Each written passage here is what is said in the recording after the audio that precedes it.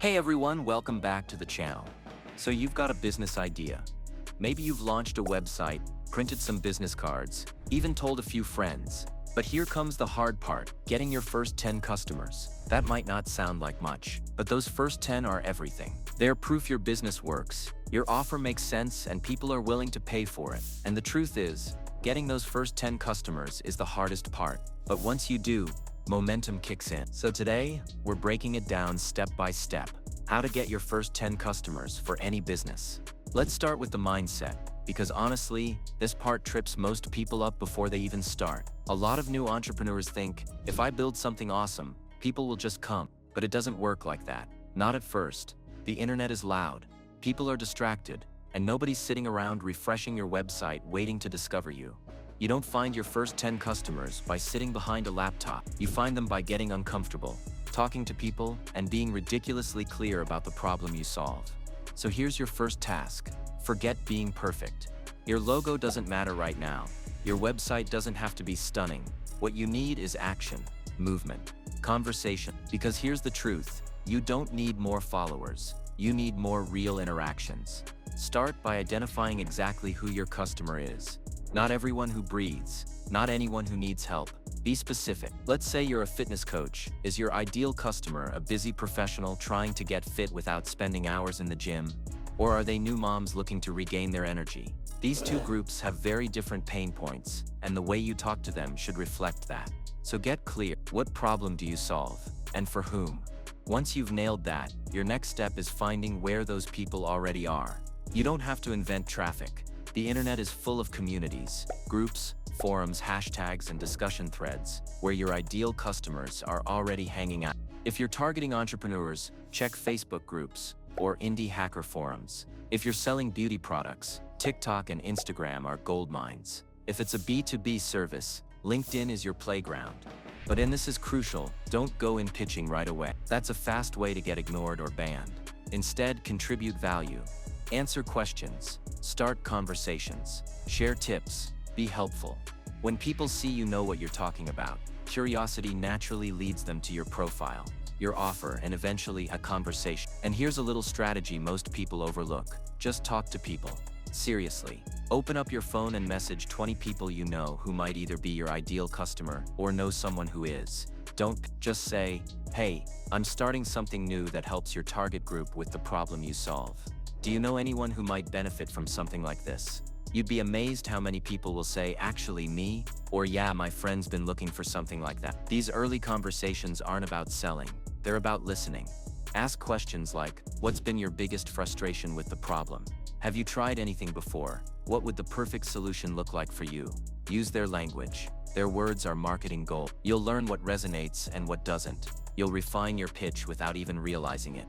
And as a bonus, some of these conversations will naturally convert into your first customers.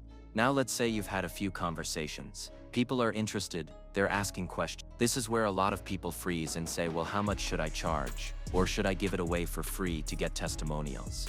And here's my take, charge something even if it's small. Why? Because people value what they pay for. If your solution genuinely helps someone, you deserve to be compensated. And they'll be more committed too. If you must, offer a limited time beta price or founder rate, but don't be afraid to ask for the sale. A great trick, frame it like an experiment. Say, hey, I'm offering this to a small group at a discounted rate in exchange for feedback. If you're interested, I'd love to include you.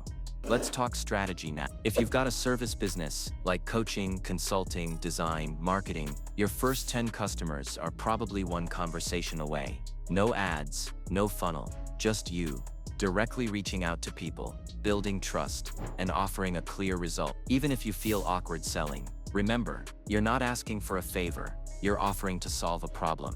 If you've got a product business, physical or digital, your strategy changes slightly. You need to create buzz, use pre-orders, samples, or exclusive first editions to drive urgency. Tell a story. People love being part of a story. Document your journey on social media. Share the ups and downs. People connect with people, not just products. Here's a powerful strategy. Offer something for free in exchange for attention. Not forever, but as a lead magnet. Maybe it's a free guide, a mini course, or a trial version. But only do this if it naturally leads into your paid off. And let me say this, your first 10 customers might not all come from the internet. Shocking, I know. But local meetups, co-working spaces, community events, even your personal network, these can all be gold mines. Go where people are, get face-to-face if you can. Ask for introductions. Here's something else that works like magic. Partnering with others who already serve your audience. Let's say you're a web designer for real estate agents. Partner with someone who coaches realtors. They already have the trust. You just need to provide value. Offer a free workshop, collaborate on a piece of content, or give their audience an exclusive deal. These small alliances can open big doors. And throughout this whole journey, keep one thing in mind. Track everything. Who you talked to, what they said, what worked, what did. This is your feedback loop. Your first 10 customers will teach you more about your business than any course, podcast, or book ever could. So pay attention, refine, iterate. By the time you get to customer number 10, here's what will have happened. You'll know your message better. You'll know who you're talking to and how to reach them. You'll have testimonials, case studies, or feedback you can use in your marketing. And you'll have something even more valuable, confidence. Because you've proven to yourself and the world that this thing works. And from there, things get easier.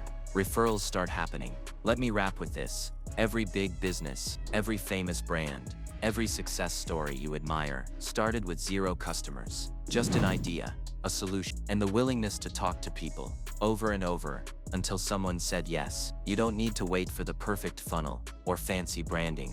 You need conversations, consistency, and courage. So stop hiding, start reaching out. Your first 10 customers are out there. They just need to hear from you. Thanks for watching. If this helped you, hit that like button, share this with someone starting out, and drop in the comments, what's your business and who's your dream customer? I'd love to help you make that first 10 happen. See you in the next video. And remember, action beats perfection every single time.